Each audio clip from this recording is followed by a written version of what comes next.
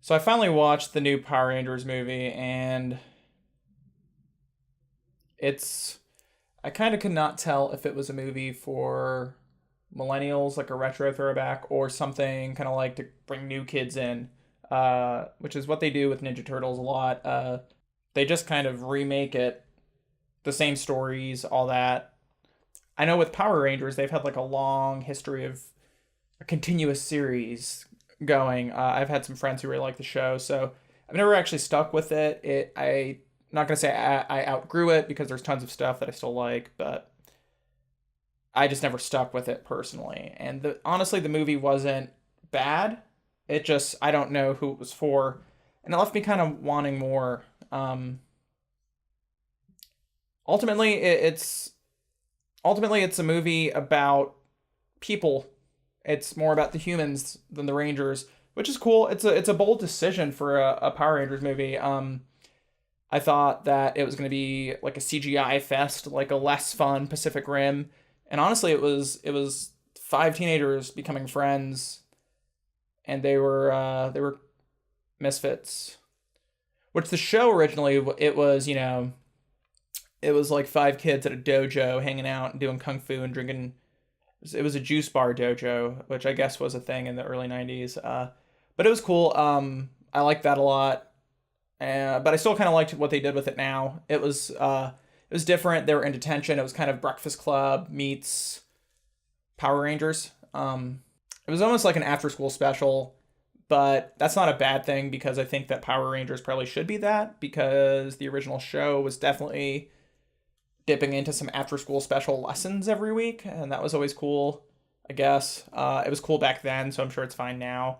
I don't know if the new series still do that. Fans of Power Rangers, please let me know.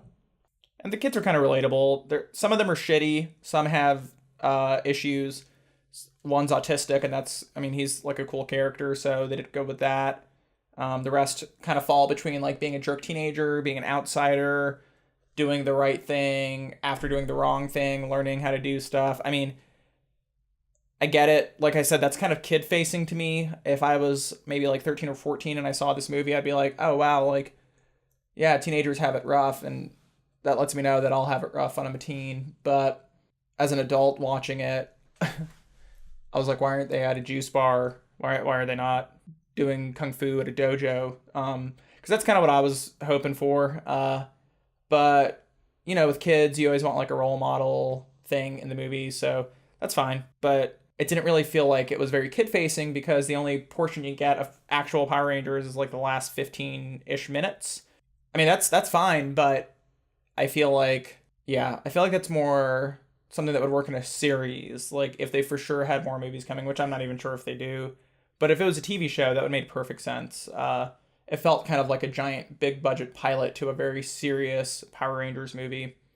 But I'm glad they went with a more lighthearted approach than the like YouTube short films that I made a couple years ago that I can link below.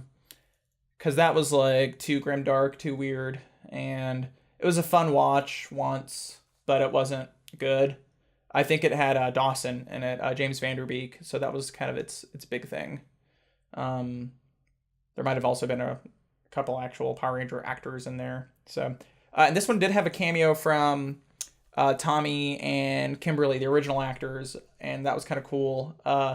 But dumb because it took me out of the movie because I was like, hey, that's the original ones. And I thought maybe they would be Rangers here, but they weren't, which actually wouldn't make sense if they were because there was already a Kimberly in there, and the very end of the movie references a Tommy. So I guess that makes sense, but it still took me out of the movie. But the kids were misfits. That would have been kind of interesting if maybe like they were like real misfits. The main guy, Jason, was played by the guy who plays Billy in Stranger Things, who is like a hot bod dude in Stranger Things, and here he's like an athlete guy, which still works for Power Rangers. I mean, that's fine, but it's hard to believe they're all outcasts when they all look like Abercrombie and Fitch models, and like that's just hard for me to believe. So I mean, yeah, the movie's fine. It's not great. It's not good. It's not bad either, though. It's just there. At least it has character arcs. I was kind of underwhelmed by the alien stuff. I felt that could have been cooler. Their suits looked like Iron Man, which was fine. I thought it was going to bug me, but it didn't. But the Green Ranger slash Rita Repulsa plotline, it sounded really cool. People had kind of guessed that beforehand, and I remember hearing about that. And it's a cool concept, but it wasn't like great. Rita just kind of wanted to do bad things. They didn't give her a great reason, which I guess goes back to the kid side. Like, this is a kid's film, I think. But it also begins with like the death of some Power Rangers, and it just wasn't clear why she went evil. She wanted some crystal that reset the universe or something, but they never really give us why, other than she was an outsider. And that's just kind of whatever. I'm fine with that, but I'm not fine with that. I'm fine with her being an outsider and that driving her character, but it didn't really grab me. Yeah, I thought it was just kind of like, okay, that's fine. I believe it because you want me to, but it's not like an amazing character arc here. And obviously they were planning on more because there's the Green Ranger aspect, and that little like shout out at the very end where they call for Tommy. As a piece of storytelling, it makes sense to have your villain who's like torn between good and bad. A lot of animes do that. There's usually the bad guy who turns good or the good guy who turns bad. This one obviously is going for the bad guy who turns good. And the Green Ranger, I'm sure, would be, if they brought that in fully, would then come in as bad and go to good like it did in the original show.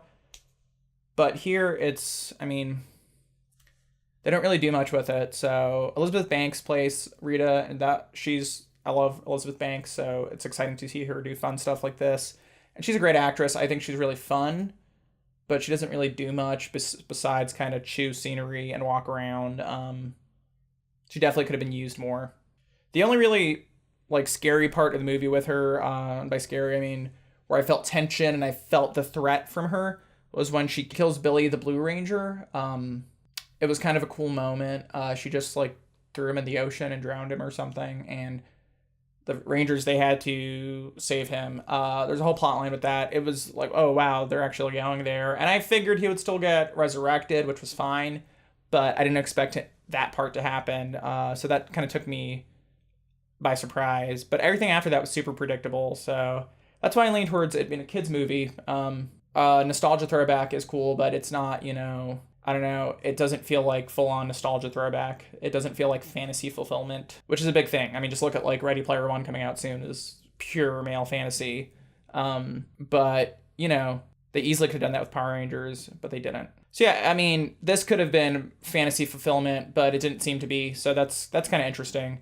My biggest complaint is that Goldar was like a pile of melty gold, and I remember in the original series, Goldar was kind of like a Schipperke wearing armor, like a dog, wolf thing, and he was cool as hell, and I wish that was back because I really like dogs and armored things, so that's like a great combo for me. No, I mean, he was just like a melty gold pile walking around, and they just had to beat him up with the big Zord, Megazord, and that's exactly what you get with Power Rangers. I'm not saying that shouldn't happen, but they just drug it out so long to build up to it, I'm sure for dramatic effect, but since this was the first time they got the costumes, like, this was the first time they got the robots, it all had to happen piece by piece from here out, and it would have made sense, it would have made more sense if maybe they got some training with all that stuff beforehand, like a lot more training than they did, but, I mean, I don't know why I'm thinking this much about the Power Rangers movie. The putties were in this, and they were like rock monsters, and they weren't very scary, and they weren't very effective, and I kept forgetting they were in it, which I guess is exactly what you want from Power Rangers putties, but, they could have at least looked like men in spandex. That was what the original one was. I keep talking about, like, hot bods and men in this video, I'm sorry. Unless you're into that, that's cool. But, no, I just didn't feel like the putties did anything for me in this movie.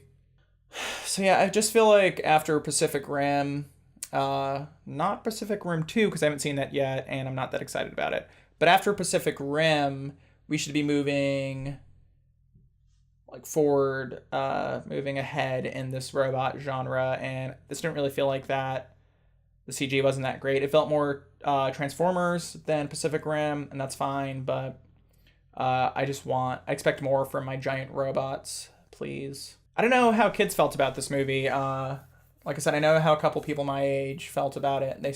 The ones who liked Power Rangers a lot seemed to like it, and a lot of people who were just kind of neutral were either neutral or just like, that wasn't that good.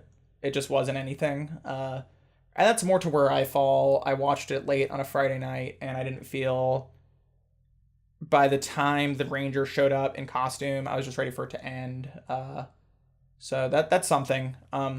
It's fine. It tells an okay story. I think if you like the Rangers, you'll like it. I did wish they included Bulk and Skull, because that was kind of those key characters, the bullies from the original series, and that was always interesting. But hey, you can't have it all, right? Maybe at least the next one will have Lord Zed. Lord Zed was like a muscly guy. Let's go with that theme since we're going with it. It was like a skinless muscle guy with armor on his head, like a ski visor. So that's cool. I'd like to see that.